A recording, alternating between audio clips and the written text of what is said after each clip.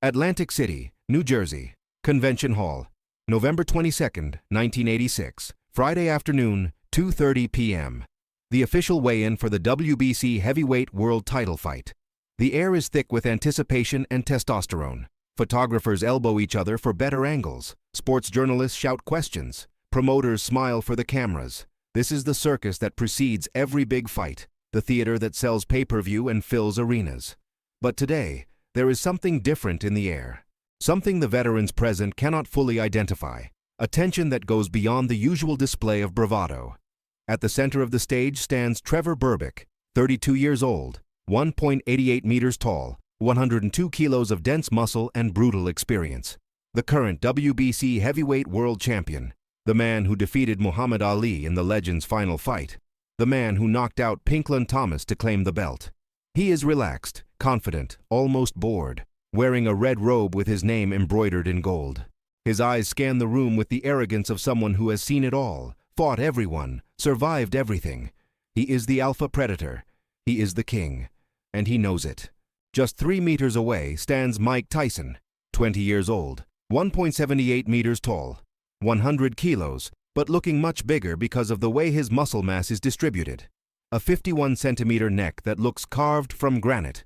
Shoulders that slope downward at angles defying normal anatomy. No robe, no pomp, just black sweatpants and a towel thrown over his shoulders. No smiles, no poses for the camera. His eyes are fixed on a point on the floor, but everyone in the room can feel the energy radiating from him. An energy that is not nervousness. It is something older, more primordial.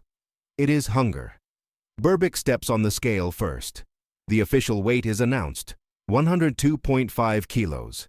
He steps down, flexes his arms, smiles for the cameras. The champion is in shape. The champion is ready. The champion is confident. Now it's Tyson's turn. He removes the towel, steps barefoot onto the scale. The announcement comes, exactly 100 kilos. The room murmurs. Tyson is smaller, lighter, shorter. The height difference is obvious when they stand side by side for the mandatory photos. Berbick has to look slightly downward to meet Tyson's eyes. And it is in that moment that something changes. Berbick smiles. It is not a friendly sports competition smile. It is a sneer, a look of contempt.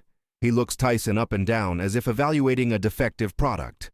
Then he turns to the reporters and says loud enough for everyone to hear, "Look at him. He's a child. A little boy trying to play with the big men." The room tenses. Photographers move closer, sensing something is about to happen. Berbick continues, fueled by the attention. "He can't even reach my chin without jumping. I'll have to bend down for him to hit me." Nervous laughter echoes through the hall. Some of the more experienced journalists stop laughing. They have seen Tyson's training sessions. They know that provoking this particular man is a mistake. Berbick, however, is too confident to notice. He places his hand on the top of Tyson's head, as if measuring the height of a small child. "How tall are you, kid? 1.50 meters? I'll need a ladder to knock you out?"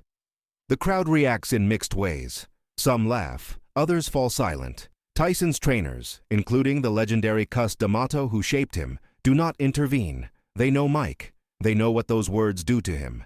They know that Berbick has just signed his own sentence. Tyson does not react. He does not return the taunts. He does not push Berbick. He does not shout. He simply looks. And it is that look that should have warned Berbick. It is not the look of someone intimidated or offended. It is the look of a predator cataloging every movement of its prey. It is the look of a scientist studying an experiment. It is the look of an executioner receiving a contract. His eyes do not blink. His breathing remains controlled. But something has changed. The tension in his shoulders has increased almost imperceptibly. His fingers flexed once, then relaxed. Inside Mike Tyson, a storm was being stored. And that storm had a name: destruction. The weigh-in ends. Berbick leaves laughing, surrounded by his team, convinced he has just won the psychological war. The next day's newspaper headlines talk about the champion's provocation. Some call Tyson inexperienced. Others say he is out of his league. Only a few, those who truly understand boxing, write with concern about what can happen when you awaken something in a fighter like Mike Tyson. When you turn a professional fight into something personal. When you attack not a man's skill, but his essence. Saturday, November 22nd, 1986, 9:15 p.m. The arena is packed with 11,483 paying spectators. Convention hall vibrates with energy, shouts, whistles, expectation. This is the moment boxing exists for. Two men, one ring, one truth. Trevor Berbick enters first, as is tradition for the champion. His robe shines under the lights. He smiles, waves, absorbs the crowd's energy. He is at home. He is the king defending his territory. The theme music echoes. He climbs into the ring with confidence, shakes the ropes, shouts to the crowd. This is his show. This is his night. Then Mike Tyson enters. No elaborate music, no spectacle, just the walk. White towel over his head, no robe, just black trunks. He moves with an economy of motion that is hypnotic. There is no hurry, but there is intention. Each step is measured. Each movement is deliberate. He climbs into the ring and immediately goes to his corner. No poses, no waves, no theater. The crowd grows quieter. They feel something, something that was not present at the weigh-in, something that transcends bravado and show. It is the presence of pure, undiluted, focused violence. The referee calls both fighters to the center of the ring. Final instructions. Protect yourselves at all times. Obey my commands. Touch gloves and return to your corners. Berbick looks down at Tyson. The height difference is still there. Berbick is still bigger, heavier, more experienced. He says something. The cameras do not capture the words, but the lip movement is clear. "You're too small, kid." Tyson does not respond. He just looks. That same look from the weigh-in. The look that has not changed in 36 hours. The look that should have been a warning. They return to their corners. The announcer makes the official introductions. Trevor Berbick, the champion. Mike Tyson, the challenger. The crowd explodes. The bell rings. Round 1. And then it begins. Tyson does not approach. He explodes. There is no feeling out the opponent. No first-round caution. No study. There is only attack. He closes the distance in less than a second. Berbick tries to establish his jab, use his reach. The jab comes out. Tyson slips it with a minimal head movement, almost disrespectful in its economy, and then counters. A left hook rising from below, swinging upward like an inverted pendulum. The sound of the impact is painful to hear. Berbick's body tilts. His eyes widen. This should not have hurt so much. Not so early, not so hard. Tyson does not stop. He combines. Right hook to the body. Left uppercut. Right straight. Each punch is thrown with the intention of ending the fight immediately. There is no accumulation of points. No long-term strategy. There is only destruction. Berbick tries to back away, use the ring, regain breath and composure. But Tyson cuts the angles with geometric precision. Every movement Berbick makes is anticipated. Every attempt to create distance is denied. Tyson is inside the range, always inside the range, turning Berbick's height advantage into a disadvantage. Because up close, height does not matter.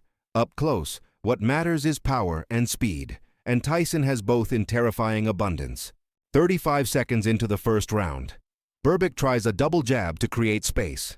Tyson slips through them like smoke. A left hook catches Berbick on the temple. It is not the hardest punch Tyson has ever thrown, but it is perfectly placed. It hits the neurological button that controls balance and coordination. Berbick's legs simply shut off. He falls backward. It is not a dramatic, cinematic knockout fall. It is the collapse of a system that has stopped functioning. Like a building imploding from the inside out. The referee begins the count. 1, 2. Berbick rises. His eyes are glazed, but he is on his feet. He is a champion. He has been in tough spots before. He survived Ali, for God's sake. He can survive this. The referee wipes his gloves and allows the fight to continue. 5 seconds have passed since the knockdown. Tyson did not wait anxiously. He simply stood in the neutral corner, breathing controlled, waiting. There is no premature celebration. There is only the job, and the job is not finished. The fight resumes. Berbick tries to move laterally, create angles. Tyson pursues. There is no escape, no respite, no mercy. Another hook. Berbick staggers to the ropes. Tyson finds him there. 4-punch combination. Right, left, left. The last. A right hook. Catches Berbick perfectly on the chin. His eyes roll back. He falls again. This time forward, catching the ropes. The referee begins another count. 3, 4. Berbick rises once more. His survival instincts, forged in 37 professional fights, force him to continue. But he is no longer fighting, he is merely surviving, and even that is now beyond his capabilities. The referee looks into Berbick's eyes, searches for consciousness, for intelligent defense, finds only confusion. But Berbick waves that he is okay. He is the champion. He does not quit. The referee, reluctantly, allows it to continue. 2 seconds later, that decision becomes irrelevant. Tyson closes again. Berbick tries one last desperate jab. Tyson avoids it effortlessly and throws the final blow. A right straight that travels only 20 centimeters, but carries all the fury accumulated over the last 36 hours. All the rage from the taunts, all the determination to prove everyone wrong, all of Cus D'Amato's training, all the pain of Tyson's childhood, everything condensed into a single moment of impact. Berbick falls, but this time it is different. His body no longer obeys even the most basic commands. He tries to rise and his legs go in opposite directions. He falls again, tries again. His legs do not work. He rises holding the ropes, staggers backward, falls again. 3 knockdowns in 6 seconds. His brain is sending signals his body cannot process. The referee stops it immediately. He embraces Berbick, protecting him from himself. The fight is over. Total time, 5 minutes and 35 seconds. 2 incomplete rounds. Trevor Berbick, the man who mocked Mike Tyson's height just 36 hours earlier, lies on the canvas, unable to stand, unable to defend his title, unable to do anything except be carried to his corner by his team. Mike Tyson becomes the youngest heavyweight world champion in history. 20 years and 4 months. But he does not celebrate wildly. He does not run around the ring shouting. He simply raises his arms once, briefly, then lowers them. His face remains unchanged. There is no surprise, no ecstasy. There is only confirmation. He knew this would happen. He always knew. The only surprise is that anyone doubted. In post-fight interviews, Tyson is asked about Berbick's provocations at the weigh-in, about the comments on his height, about the mockery. Mike answers with devastating simplicity. Height doesn't mean anything when you can't hit me. Size doesn't mean anything when you're on the floor. He talked too much. I said nothing. I let my fists do the talking. Berbick would need several minutes to regain full coordination. In later interviews, he would admit that he completely underestimated Tyson, that he had never been hit with that speed, that power, that precision, that Tyson's height was irrelevant because he turned the disadvantage into an advantage. That mocking him was the biggest mistake of his career. The fight would become legendary not only for what happened, but for what it represented. The destruction of boxing's conventional wisdom that height and reach were supreme. The proof that technique, speed, and concentrated power could overcome physical advantages. The demonstration that provoking the wrong opponent does not weaken him, but awakens something far more dangerous. Mike Tyson did not need to be the tallest. He only needed to be the most devastating. And that night in Atlantic City, during exactly 5 minutes and 35 seconds, he proved that size is merely a measurement. Destruction is an art, and he was its absolute master. The crowd sat stunned, not just by the chaotic 6 seconds at the end, but by what they had witnessed, the transformation of mockery into legend. Berbick laughed at Tyson's height at the weigh-in. Tyson responded with a demonstration that, in boxing, as in life, it is not the size of the man in the fight that matters. It is the size of the fight in the man. And in that ring, Mike Tyson carried a fight that could fill any arena.